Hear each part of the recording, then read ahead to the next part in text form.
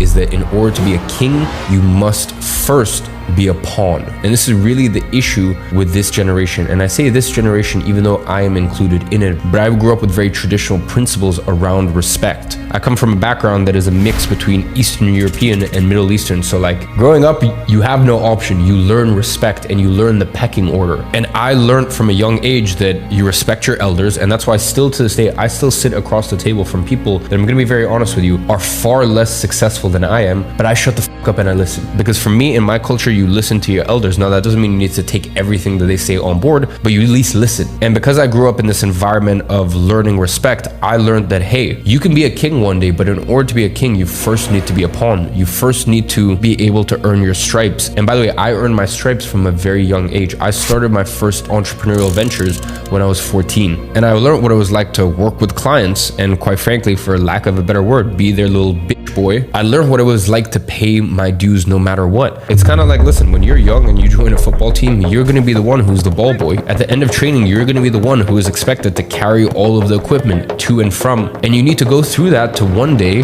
become the captain. You don't just come in, especially as someone who is young, and become the captain all of a sudden. And that is the issue with today's social media bullshit society. They look at things and they look at people and they go, okay, I'm going to jump from here to here, and I deserve that for some reason. And I even get this to this day. People say, hey, Iman, why do you recommend business models that you used to do?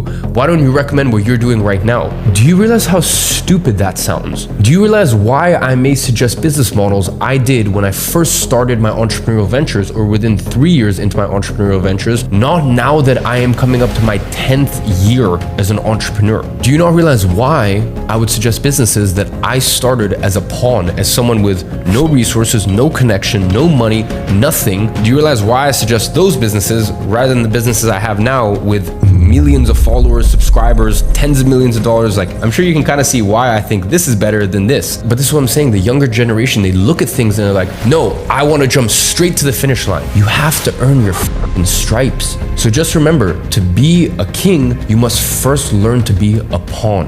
And there is nothing wrong with that, by the way. There is honor, there is nobility in starting from the bottom of the pecking order, being quiet, respecting the process, and understanding that you will eventually work your way up the totem pole.